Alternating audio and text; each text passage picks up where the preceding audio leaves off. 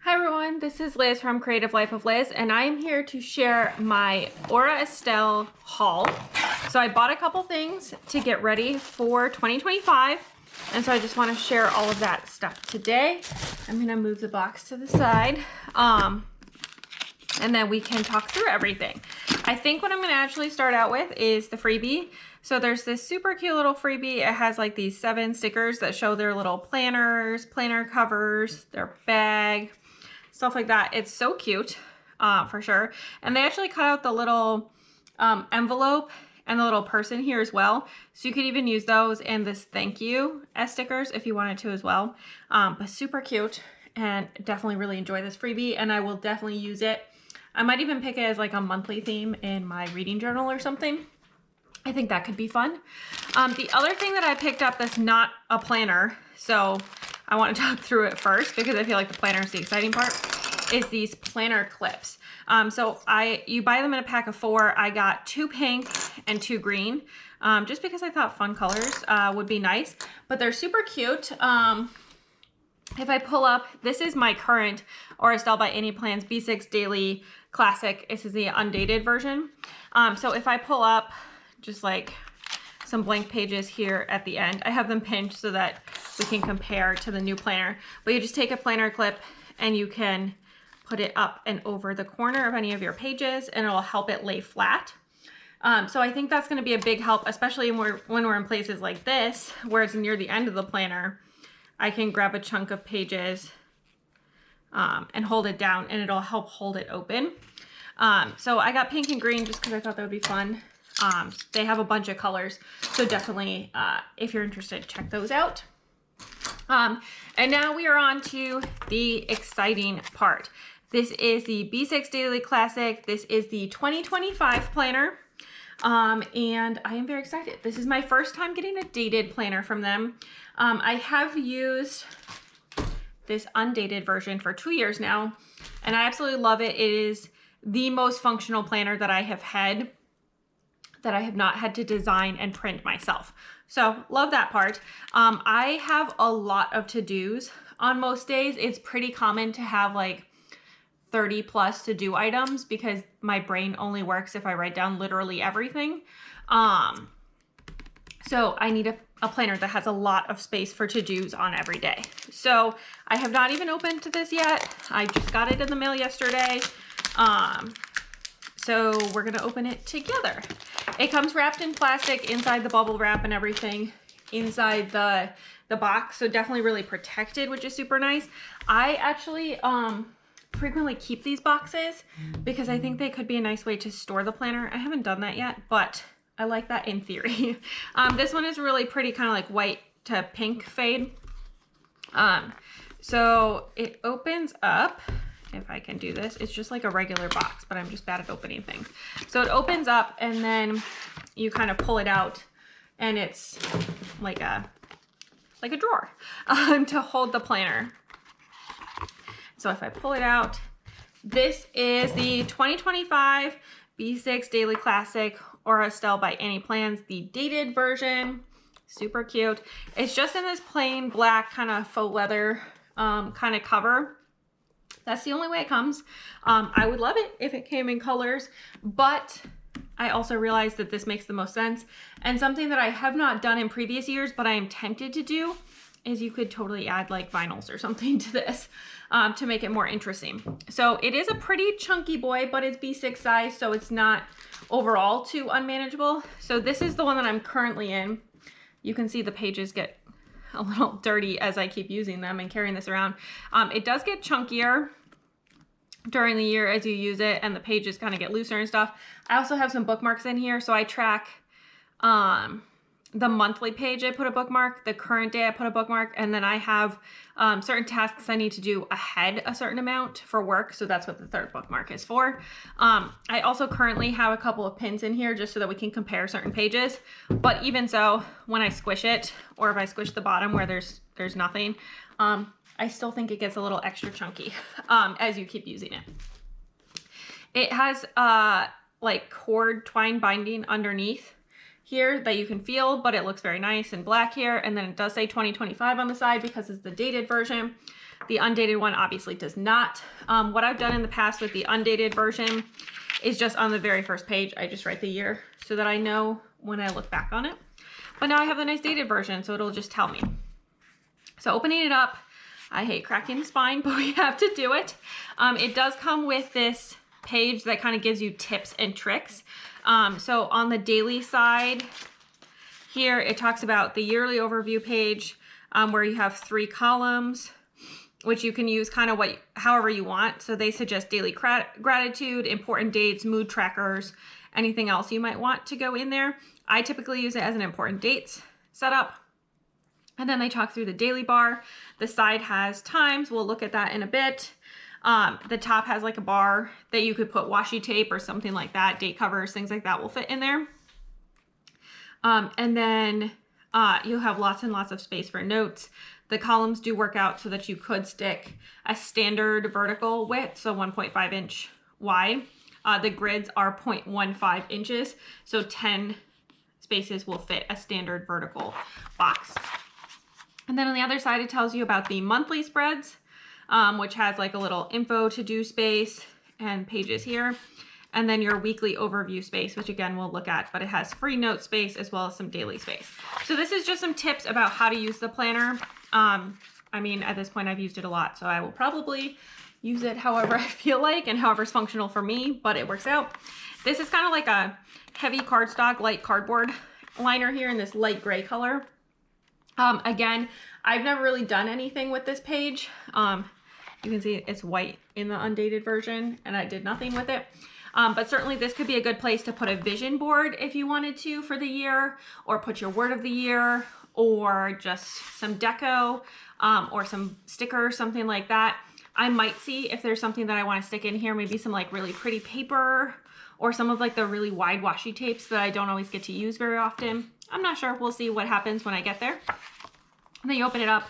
This is the other side of the cardboard. And then this is the cover page. It says 2025 Classic Daily B6. So you know what year it is, all that. Again, you could decorate, you could put your info on it, things like that.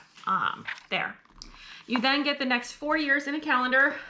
When I was using the undated version, that's not necessarily printed every year. So I actually had 2022 through 2025, even though I'm using this in 2024. I don't really use this yearly overview page, but certainly you could put important dates, like as little dots over some of these dates. That could be a good way to use it, or just a reference. I mostly just ignore this page, honestly, but it's nice to have for sure. Next up, you get 2 pages of this quarterly overview kind of setup that they talk about here in the yearly overview spot. So you get your columns in the dated version. You get a couple of boxes up here at the top, and then you get the dates in light gray down the side. You could certainly ignore them or cover them. In the undated version, you don't get anything. So what I did is I put mini calendars along the top and then just filled in some stuff. And then I put the moon phases down at the bottom. But you could use this space however you wanted. I honestly don't use it that much, but probably what I'm going to do is just fill in on the dates, the things that I need to remember. And then perhaps put the moon phases up here. It's helpful also to know what day of the week something is, as well as what week number. That was actually one of the most helpful things about this, is I stuck the week number next to each Monday for the weeks. And so I will probably be adding week numbers in here as well, just as something to help me keep track of where I am. So you get those pages, 1 for each quarter. And then you get 2 blank grid pages. That's not something that comes in the undated version, but it comes in this dated version. And then we move into January. The monthly page does look a little bit different in this version. So in the undated version, you can hardly even see the boxes, but you have the boxes going 4 on this side, 3 on this side, and then you have like a little vertical strip here, and then you have some open strip space at the bottom after you have 1, 2, 3, 4, 5 weeks there, and then you fill in everything yourself. On this version, obviously all the dates are filled in, and your empty space comes here on the left edge as well as on the bottom for you to be able to put some things in. It could be washi decoration. It could be to-do lists for the month, kind of whatever you need to put in there, things that you want to track, whatever that might be, whatever makes most sense for you. And this year, this is a gridded page so that you can actually write straight, which is also very helpful in my opinion. And then you get 2 pages of blank grid space. In this version, you also get 2 pages of blank grid space. I actually use this space for habit trackers, as well as some health tracking stuff, attending list, and then my video tracking for keeping track of where I am in putting together and posting my videos. I might move some of that over to here. We're gonna have to kind of see how that goes and how I'm feeling when we get closer to the start of the year. I might put to-do list down the side or something like that, but we'll see when we get there. But it's nice to have these 2 pages to kind of do whatever it is that you need to do, whatever you want to track. You can use it as note spaces, things like that. And then in this setup, you move immediately to the weeks that go with that month. In the undated version, because you can happen at any time, all the months come first and then all the weeks come afterwards. The weekly setup looks quite similar. We can go back to that in a second. So when you look at a weekly page, it starts out with the month and the week number of the year. It already tells you that because this is a dated planner, so you can keep track of that. And then it has a Monday start and the 5 days here. The page is split in half. So you have lines here for the days, and then you have grid here for the free note space. In the undated version, the boxes here on the side are much smaller. They're like a third of the page or even a little bit less perhaps. And so there's more space here. I'm thinking about moving my workout tracking into this space rather than trying to leave it on the daily pages because I think that might actually work out better for me to be able to keep track of everything. So this is a space that you could just put that in to here, which I think will be quite helpful. And then this space I currently use as a weekly tending list, and I will probably keep that up. Currently I'm using these boxes for the weather, but I think I might move that to the daily pages. So basically swapping them. But weekly tending list, I find that very helpful. I have a lot of tasks that I do once a week. And so being able to put them in a weekly tending list, sometimes I also copy them into the relevant day. Sometimes I do not. It really depends on what the task is. But either way, I like to have just kind of a list of everything that needs to happen during that week. A lot of it is copied over from the monthly page into the week and then frequently into the day. It helps me stay organized, and I like having something here to just track everything that needs to happen once a week. Moving on to the daily pages, these look quite similar in the dated and undated version. The only difference is obviously there's dates on the top, so super helpful there. And then this one just has dots on the side for keeping track of the hours, whereas this dated version has light gray. It starts at 6 a.m. and goes through 10 p.m. Or I mean, I guess you could do it 6 p.m. to 10 a.m., whatever. I'm gonna do it at 6 a.m. to 10 p.m. It's nice to have this already pre-filled in. I might end up just highlighting down the side or something along those lines, or perhaps highlighting the part that's the workday down the side. We're gonna have to see how that goes. And then this one also has light lines for every 10 grid spaces to divide the page in thirds. So that's 1.5 inches wide in each of those. So you could stick standard vertical boxes in them, or just a way to keep things organized. I currently put a vertical line after the first third to separate out my schedule from my notes. I will probably be adding a line for all these at 10 grid spaces so that it just goes down, and then I have space for my to-do list for the day over here. There is a tiny bit of space down here after 10 p.m. that's not filled in. So this could be a spot to put your gratitude, your meals, your step count, water tracking for the day, you know, whatever might be helpful down here in this little box space, even if you draw a vertical line all the way down. I don't know what I'm gonna use this space for, but maybe nothing. Maybe I'll put something down there. We're gonna have to think about it. I think I'm gonna stick the weather up here in the top, but maybe we'll decide to put it down here. I don't know. That's something I need to think about in the next few weeks before I need to start doing this setup. There is also a little like gray box that has the month number on here as well. This one's a 12 because it's the 2 days that belong to this week that are in 2024 still. So you get your daily pages here. This is January 1st, which is a Wednesday, going across. And then your weekend pages look exactly the same as your weekday pages. Something else to note, there are no holidays listed here or in the monthly calendars. So any holidays that are relevant to you, you would want to add those. Again, perhaps up in the top bar, or you could, sometimes I put like a little color squiggle with like a zebra mile liner or something and write it on, something like that. So you get your weekend pages, and then you start your next week, and so on and so forth. Here, when you get to this is the last week. This is mostly in January, so I think that's why it stayed with the January monthly stuff, because the first 5 days are in the month. But then after you get that week done, you get your next monthly page. If you notice here, something I forgot to mention, the weekends are lighter gray than the weekdays on the dates, if that's helpful for you to keep track of. Same with the headers there, to kind of divide it up.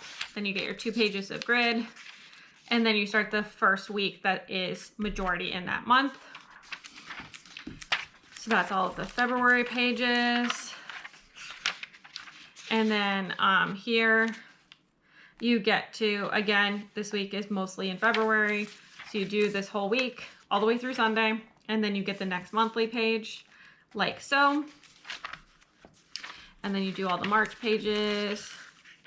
And then this month, March 30th is a Sunday. So you get the April pages. So the monthly page and then the grid. And then this week is majority in April, so it shows up as an April weekly. So this is how you would do it if you did like a standard vertical setup or happy planner setup or whatever. Same kind of setup here. So this one belongs in here. I'm not going to skip ahead because you don't need to see all of the daily pages and monthly pages for the whole year. They all look the same. Not a surprise there.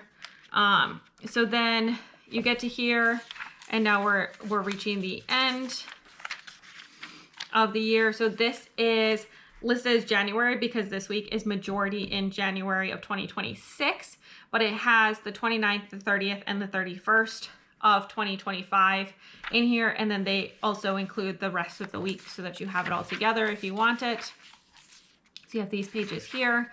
I don't think I'm going to duplicate them across both of my planners. I think I'll just be in 2026 for this, but it's nice to have them here so that you can start your tending list and stuff like that if you need to, whatever you need to do there. So that goes through Sunday of the week that has the end of 2025 in it. So this is Sunday, January 4th, 2026. Crazy to say that, but that's where we are. And then we have some grid pages. So we have 2, 4, 6, 8, 10, 12, 14, 16, 18, 20, 22, 24, 26, 28, 30 pages of grid space. And then you have the closing or Estelle by Annie plans, kind of logo stuff. You have another page of this light gray cardstocky stuff, and then the closing stuff and the back cover. I like to use these back grid pages for doing like pen swatching.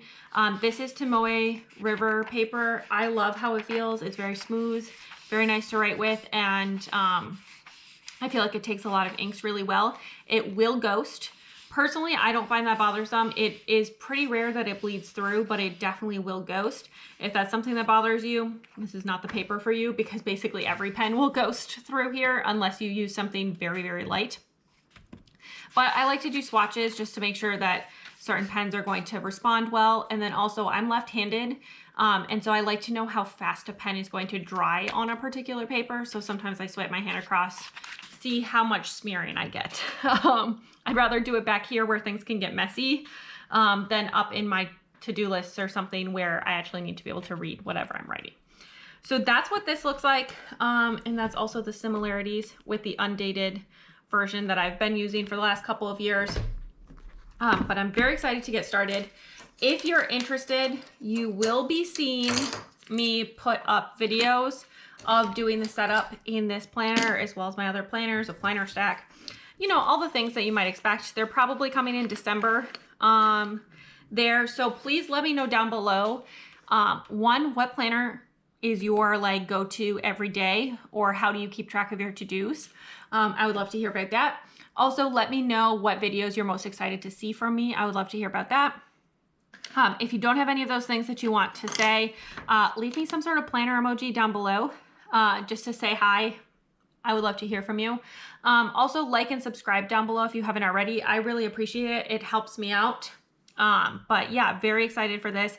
And you will be seeing this planner showing up probably in December for doing some setup pieces. Once things are set up, you really can't see it. Hence why there's all these clips in this one. Because there's client information, but the setup process you will get to see, and you'll get to see how I play around with it and figure it out in this dated version. You can also check me out on Instagram at Creative Life of Liz. You'll see in progress and finished spreads of my other planners, in progress of this planner, bits and pieces of my life, what I'm reading, all that good stuff. And until next time, bye.